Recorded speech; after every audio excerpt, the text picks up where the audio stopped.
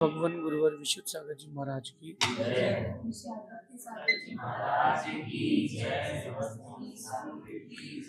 या हम सभी अपने जीवन में सुख और गुणों की अभिवृद्धि के लिए नीति के विषयों का श्रवण कर रहे हैं। नीतिकार हमें सिखाते हैं कि हमें आकांक्षाएं नहीं करना चाहिए, हमें आकांक्षाएं बिल्कुल नहीं करना चाहिए। और जब जीवन में मौका पड़े तो आकांक्षाओं को हटा करके आनंद को स्थान देना चाहिए, क्योंकि जब जब आपकी आकांक्षाएं बढ़ती हैं तब तब आपका आनंद घटता है। और जब जब आनंद बढ़ाने की चाह हो तब तब आपको आकांक्षाओं से दूर हो जाना चाहिए। किसी भी प्रकार की आकांक्षा हो वो आपको दुख देगी ही देगी। और मैंने तो गहरा अनुभव किया है कि जब जब आपने किसी चीज की आकांक्षा की है वो चीज अधिकतर आपको धोखा दे के ही जाती है। जैसे एक व्यापारी मन में सोच ले कि अब तो ये ग्राहक दुकान पर आया है और इतने रुपए का ये सामान लेना चाहता है और अपन को इतने बच जाएंगे। आप निश्चित मानना वो व्यापारी कुछ लेके नहीं जाएगा, कभी कुछ लेके नहीं जाएगा। अथवा बच्चे एग्जाम्स दे रहे हैं और वो एग्जाम के समय आकांक्षा कर लेते हैं कि इसमें तो इतने नंबर आएंगे आएंगे, उसमें उतने नहीं आएंगे, भले ही दूसरे में ज्यादा आ जाए।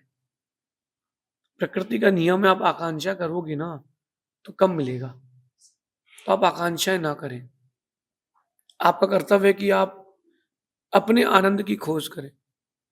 आज के परिप्रेक्ष्य में जो पढ़ाई चल रही है, व्यापार चल रहा है, सब आकांक्षाओं पर डिपेंडेड हो गया है, इसलिए लोग दुखी हैं। जो ये कोटा में बच्चे आत्महत्या कर रहे हैं और भी जगह रिजल्ट आता है नदियों में तालाबों में कूद जाते हैं। क्यों कूद रहे हैं? वो इसलिए तो कूद रहे हैं, जस्ट बिकॉज ऑफ आकांक्षा। उनके मन में आ जाता है कि अब ये काम अपन को ऐसे करना था और ऐसे नहीं हुआ। अरे आप उसका आनंद लो ना। आपने पढ़ाई करी, 100 नंबर का पेपर दिया, 60 नंबर आए, तो 60 का आनंद तो लो। जो प्राप्त है उसका आनंद तो लो, जो प्राप्त नहीं हो पाया आप उसके आनंद में लग जाते हो, तो जो प्राप्त हुआ उसका आनंद खो जाता है। आज की नीति कह रही है कि चीजों की चाह या उसकी प्राप्ति खुशी नहीं है,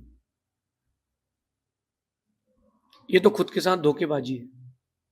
समझना बहुत गंभीर और जीवन की उत्थान के लिए बहुत बड़ी नीति है।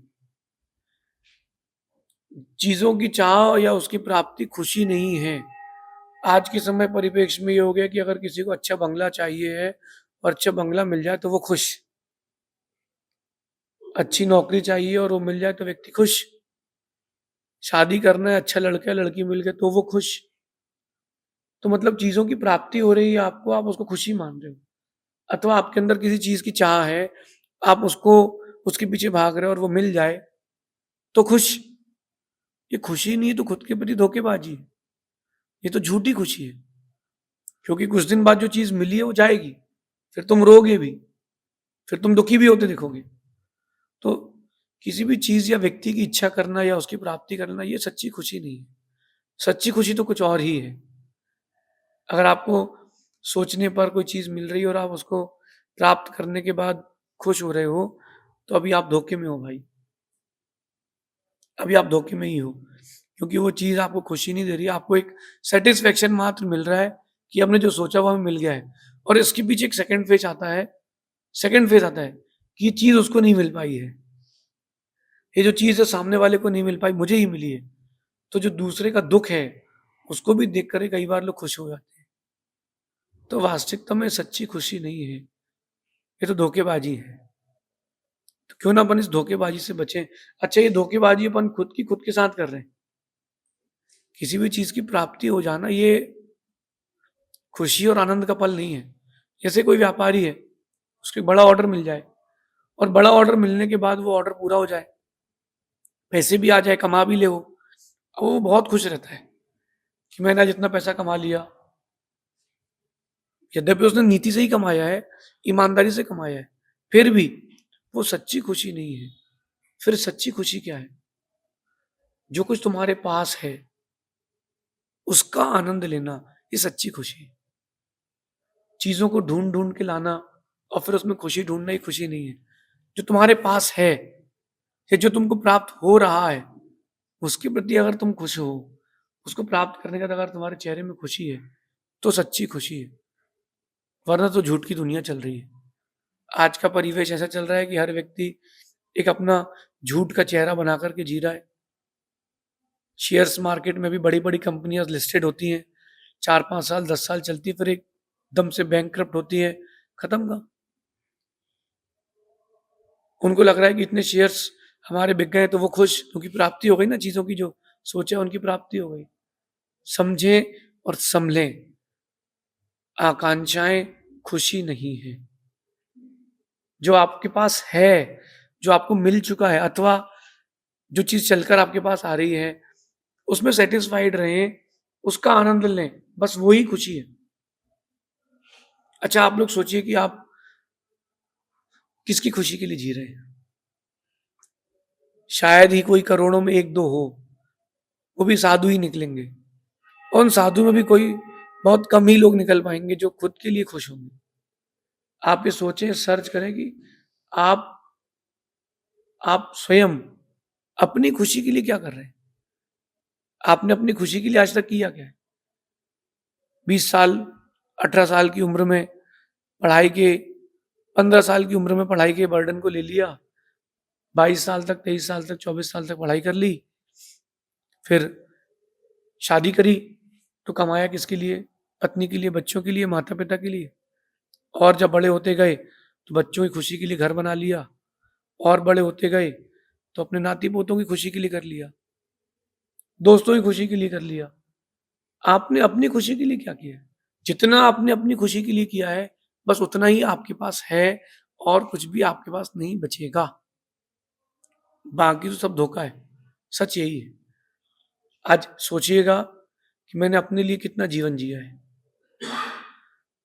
50 साल का एक व्यक्ति 50 साल का एक व्यक्ति अगर बैठ करके एक निर्णय करता है कि मैं आज एक डायरी में अपनी खुशी के पल लिखता हूं, मैंने कितने दिन जिए हैं, कितने दिन मेरी स्मृति में, लिखो आप। 50 साल का व्यक्ति मेरे हिसाब से 50 प्रसंग नहीं लिख पाएगा, केवल 50 प्रसंग जो खुशी के जिए उसने। और अगर आप मेरे से कहते हो कि आप ऐसे कोई खुशी के प्रसंग लिखिए इस बीते हुए 37-38 साल में, तो हम तो 50-60 डायरी लिख देंगे, क्योंकि हमने हर दिन जिया है, हमने हर दिन खुश होकर के जिया है, आनंद के साथ जिया है, खुद के लिए जिया है। दूसरों के लिए जीते जीते कई बार जिए हैं, दूसरों के लिए जीते जीते कई बार मरे हैं। इस बार खुद के लिए जीना है और खुद के लिए मरना है। क्यों दूसरों के लिए जिए? क्योंकि जब दूसरों के लिए जी लेते हैं, सब काम निकालने के बाद सब भूल जाते हैं। जिससे शादी हुई है, मरने के बाद वो भी भूल जाएगी। जिस बेटे को जन्म दिया है, शादी होने के बाद वो भी भूल जाएगा। कोई नहीं पूछेगा आपको, आप भी नहीं पूछते हो। जब नई स्कूल चालू होती है और उस नई स्कूल के स्टार्ट होने पर अब कॉपियों में कवर चढ़ाते हो, नेम स्लिप लगाते हो, सब्जेक्ट के नाम लिखते हो, उसको सुखाते हो, याद करो। जैसे ही एग्जाम पूरे होते हैं, वो कॉपी आप फेंक देते हो, कबाड़ी को भेज देते हो, और वो जो बुक है जिसने तुमको ज्ञान दिया था, उसको सेकेंड हैंड में भेज देते हो। कौन संभाल के रखता है? ये दुनिया की रीति है, ये दुनिया की रीति है। परिवर्तन संसार का स्वभाव है। तो आकांक्षाएं क्यों करें, चाह क्यों करें, क्यों ना इन चीजों से ऊपर उठें। खुद के लिए, खुद की खुशी के लिए भी तो जिए कि आपको क्या पसंद है। अच्छे काम आपकी खुशी के लिए खोजे ना। कह रहे हैं कि बस, मैं तो यही मानता हूं कि बस वही लोग जिए हैं या जी रहे हैं जो खुद की खुशी के लिए जी रहे हैं, बाकी तो सब मरे ही हैं। क्योंकि उनको अंतिम समय वो दुखी रहेगा। जो खुद की खुशी के लिए जिए हैं, उनको अंतिम समय खुशी मिलेगी। क्योंकि जब जाओगे आप ना, और बस आंख बंद होने वाली है, एकदम आंख बंद होने वाली है, बस गए। ये टाइम वॉच लगा लो आप तो, कि 2 घंटे, 1 घंटे, 30 second, 30 minute, 10 minute, 5 minute, 1 minute. अब वो टाइमर बज रहा है, 60 सेकेंड बचे हुए हैं, 58, 57, बढ़ते बढ़ते 10 सेकेंड बचे हैं। जैसी अलार्म बजेगा, आपकी जिंदगी समाप्त हो जाएगी। उस बीच में आपके पास क्या रहा? जिन जिन से आकांक्षाओं करी, आपने सोचा कि मेरे बेटे को मैंने जन्म दिया, वो तो विदेश चला गया, वो आए नहीं, और उसको सोचते सोचते तुम मर गए। तुम्हारी दुर्गति हो जाएगी। अपने लिए जीना चालू करो। अच्छा देखो, आप आकांक्षाएं जो होती है वो हानिकारक ही होती हैं, उनमें कभी कोई लाभ नहीं होता। क्योंकि जब आप आकांक्षाएं करते हो ना और पूरी ना हो तो आप टूट जाते हो, और पूरी इसलिए नहीं होती क्योंकि आप आकांक्षाएं करते हो, पुरुषार्थ नहीं कर पाते हो। सबसे पहली बात मैंने देखा कि आकांक्षाओं से बहुत सारी हानि होती है। उसमें सबसे बड़ी हानि एक होती है कि संबंधों का विच्छेद हो जाता है।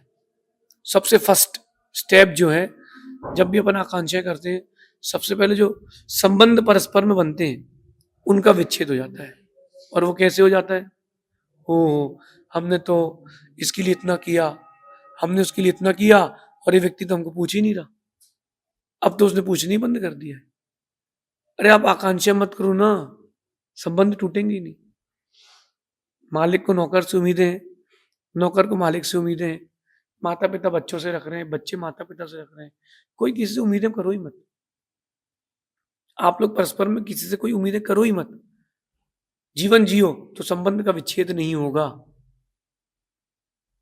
देखो, आप एक कबूतर अंडा देता है, उस बच्चे को सेता है, बड़ा करता है, फिर भूल जाता है, उसको पता है कि अभी लौट के नहीं है। गाय भी बछड़े को जन्म देती है, दूध पिलाती है, चाट चाट के बड़ा करती है, चलना सिखाती है, खाना सिखाती है, फिर उसको पता है कि काम नहीं आएगा। अगर वो आकांक्षा करेगी वो गाय, तो दुखी हो जाएगी, क्योंकि आकांक्षा करने वाले की पूरी कभी नहीं। आकांक्षा करेंगे तो सबसे पहले संबंध का विच्छेद होगा।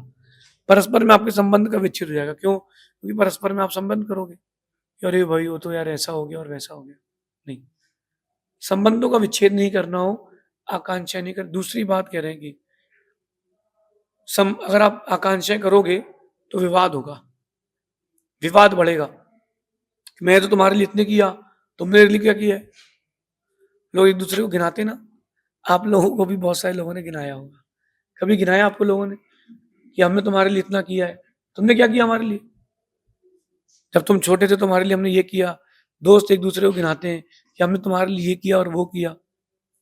अरे, अगर आप आकांक्षाएं करोगे तो गिनाओगे, और जो गिना देता है वो छोटा हो जाता है। इससे विवाद बढ़ते हैं। जो आकांक्षाएं रखते हैं उससे विवाद बढ़ते हैं। विवाद भी नहीं बढ़ाना हो तो आकांक्षाएं मत रखो। तीसरी बात ये होती है कि जब आप आकांक्षाएं करते हो तो दुख बढ़ जाता है। क्योंकि मेरा तो ये मानना है कि आकांक्षा करने वालों में से लाखों में से किसी की पूरी हो पाती है, क्योंकि वर्तमान में सब पुण्य क्षीण लोग हैं, भाग्य तो किसी का प्रबल है नहीं, तो दुख भी बढ़ जाता है। और सबसे अंतिम और महत्वपूर्ण बात, जब आप किसी से आकांक्षाएं करते हैं तो आपकी डिपेंडेंसी बढ़ती है। जहां डिपेंडेंसी बढ़ी है उससे बड़ा दुख कोई नहीं है। इसलिए मेरा तो ये मानना है कि आकांक्षा ना करके अपन को सेल्फ डेवलपमेंट करना चाहिए। जितने जेंट्स हैं, पुरुष वर्ग हैं, उनको खाना बनाना आना चाहिए, ताकि आप डिपेंडेंट ना रहें। ज्यादा कोई 3-5 हुई, अपन ने कुकर लगाया, खिचड़ी बनाई, खा ली, बोले हटो, तुम ज्यादा ज्ञान नहीं बांटो। डिपेंडेंसी नहीं रखेगी। अगर आपने आकांक्षाएं नहीं करी तो डिपेंडेंसी नहीं होगी, और डिपेंडेंसी नहीं होगी तो आप स्वाधीन रहोगे, आनंद में रहोगे। डिपेंडेंसी में जिए तो पराधीन रहोगे, दुख में रहोगे। सारा खेल जो है वो अपने आनंद का है। आपको अपने आनंद में के लिए क्या करना है उस पर ध्यान दें। मेरा तो ये मानना है कि अगर सुबह सुबह उठ करके गली में घूम रही गायों को घास खिलाने में आनंद आता है तो वो जीवन का आनंद लें। वहां से आके परमात्मा के द्वारे आए, पूजन आराधना भी करें। आपको अच्छा लगता है किसी की मदद करना, करें। 100 कमाते हो, 90 चैरिटी में देने की इच्छा है तो तुमको जिस चीज से खुशी मिल रही है वो करो, लेकिन वो चीज क्रिया गलत ना हो, सही हो, इसका भी ध्यान रखा जाए। अगर आपने इसका ध्यान नहीं रखा तो वो खुशी नहीं, दुखी है। डिपेंडेंसी, आप समझते हैं डिपेंडेंसी? इसको हिंदी में क्या कहते हैं? पराधीनता। वो पराधीनता बढ़ती जाती है कब? जब आप किससे चाह रखते हैं। आप एक कंपनी से सुंदर सा एक टेलीविजन लेकर के आए, वो टीवी की ऐड देख करके कि इसमें एक रिमोट दबाओ तो ऐसा होता है और वैसा का दबाओ तो वैसा होता है। फोन लेकर के आए आप एडवर्टीजमेंट देख करके, और वो आपकी जो आपने देखा था उसको देख करके जो आकांक्षा उत्पन्न हो गई थी वो फुलफिल नहीं हुई तो दुख होगा। अथवा जब किसी की शादी होती है तो एक दिन के लिए लड़का लड़की एक दूसरे को देखते हैं, बस उसमें ही पक्की करना है। अब उन्होंने बहुत सारी आकांक्षाएं कर ली कि इसके पास घर है, ये पैसे वाला है, अथवा ये पढ़ी लिखी लड़की है, घर चलाएगी। फिर उन्होंने आकांक्षाएं कर ली तो डिपेंडेंसी बढ़ती गई और वो पूरी नहीं होगी। ये मान के चलो कि बस जीवन का निर्वहन करना है, बस जीवन का निर्वहन करना है, तो डिपेंडेंसी नहीं आएगी, आनंद आएगा। अब इसके अपन प्रीफेस में चलते हैं, सेकंड फेज चलते हैं कि आनंद जो है वो जिसको भी लेना हो स्वयं का लो, स्वयं से लो। दूसरे के साथ, दूसरे के द्वारा कभी आनंद नहीं मिलेगा। जब आप अकेले रहोगे, जो खुशी आपको अकेले मिलेगी वो सबके साथ नहीं मिलेगी। ये जो मैं कह रहा हूं ये अंदर उतारने में बहुत कठिन है। सच तो यही है, क्योंकि जो जो आपके पास आता है वो एक दिन जाता है, और जब वो जाएगा तो दुख दे के जाएगा, और दुख दे के नहीं गया तो यादें दे के जाएगा, और यादें दे करके गया है तो जीवन भर का दुख दे गया है, गिफ्टेड हो गया है। तो अपन अपने जीवन में बड़ा परिवर्तन लाएं, चाह ना करें, जो प्राप्त हो गया उसका आनंद लें। सीता जी ने यही किया था। विवाह हुआ और विवाह के उपरांत बड़े उपसर्ग सहे, लेकिन जब राम ने जंगल भेज दिया तो उन्होंने वापस अयोध्या जाने की चाह नहीं करी। जो विद्याधर राजा उनको लेने आया था, जैन रामायण से कह रहा हूं, उन्होंने ये नहीं बोला कि मुझे तू अयोध्या छोड़ दे। उन्होंने कुछ नहीं बोला, जहां वो ले गया बहन बना करके वहीं उन्होंने सुकून से रही, तो वो आनंद में रही। वहां रह करके उन्होंने राम की याद की ही नहीं, वहां उन्होंने परमात्मा की याद करी। क्योंकि राम को याद करते तो दुख होता, मन में आता कि मैंने तो इतना किया उस व्यक्ति के लिए, घर छोड़ के गई, फिर उसने मेरे साथ ऐसा क्यों किया। तो चाह नहीं करी सीता जी ने भी, सीता जी ने भी अपने आनंद की खोज करी। पुरुषों से मेरी एक बात कहना है कि अगर सोचिए कभी आपकी ऐसा सिस्टम होता प्रकृति का कि लड़के को घर छोड़ करके लड़की घर रहना पड़ता, जैसे लड़की छोड़ के आती ना घर, ऐसा लड़कों को ही घर छोड़ करके रहना पड़ता, तो क्या आप लोग जाते? नहीं जाते। तो सोचो कोई आपके लिए घर छोड़ करके आया है अगर, तो कितना निर्वाह करना चाहिए। अगर आपने संबंध बनाए तो फिर तो निर्वाह तो करना चाहिए, लेकिन चाहना नहीं।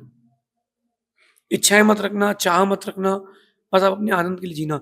सीता जी ने खुद के आनंद के लिए जीवन जिया, इसलिए वो सुखी थी। राम ने खुद के आनंद के लिए जीवन जिया, इसलिए वो खुश थे। रावण ने खुद के आनंद के लिए नहीं जिया, उसने चाह के लिए जिया। तो वो अपनी चाह में गया तो डिपेंडेंसी आ गई सीता पर, सीता पर डिपेंडेंसी आ गई तो राम का विनाश। करने के भाव रखने पर भी वो राम का विनाश नहीं कर पाए, रावण का ही विनाश हो गया। ये आज की नीति, चाह ना करें, अपने आनंद के लिए जिए। आप जो खुद की खुशी के लिए जी रहे हो वो ही जी रहे हो, बाकी सब मरे हो। जिंदगी भर दूसरों के लिए किया और अंतिम समय वो दूसरे ही साथ छोड़ेंगे। कोई एक भी ऐसा नहीं है यहाँ जिसका बेटा जिसको कांधे पर रखकर जिंदगी भर घुमाएगा। आप भी तो बदल जाते हो जब जिन किताबों ने आपको विद्या दी है उनको तुम छोड़ देते हो, जिन कपड़ों ने तुम्हारा तन ढका है नए कपड़े आने पर उनको भूल जाते हो, तो लोग एक दिन तुमको ही भूलेंगे। इसमें क्या है? टिट फॉर टैट, जैसे तुमने किया वैसे तुमको मिलेगा। आप भी वैसे हो जैसे दूसरे हैं। इस नीति को जीवन में उतारना, शेष कभी और देखेंगे। भगवान महावीर स्वामी की आचार्य भगवान